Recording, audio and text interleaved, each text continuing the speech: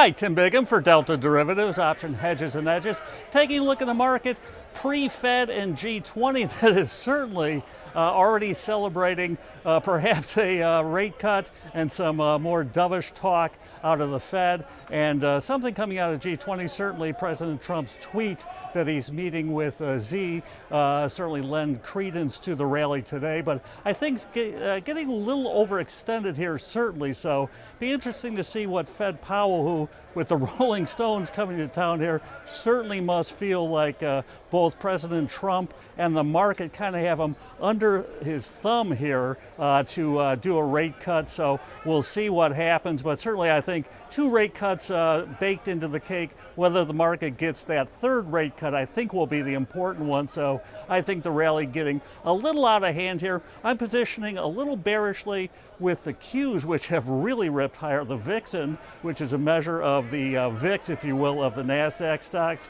below 20 for the first time in a while. So I'm just going out and buying July slightly out of the money, 184 puts on the Qs, hedging by selling this week's 182 puts, paying less than $3 for that. So really just looking for a pullback on this monster rally. And speaking of a pullback, we certainly have another Rolling Stones song today with Beyond Meat, which anyone, the stock traded above 200 today. Last I looked, has traded back down towards 170. This stock has been just astronomical as far as the move higher here. So anyone who bought over 200 today is seeing, as tears go by, as finally we're seeing a pullback in BYND. So beyond meat, beyond comprehension. But I'm using the fact that the price action has finally, given me a shot here to take a guardedly bearish stance again, selling the July 200 calls, hedging by buying the 205s, just looking for that 200 level, which we broke today and then got absolutely obliterated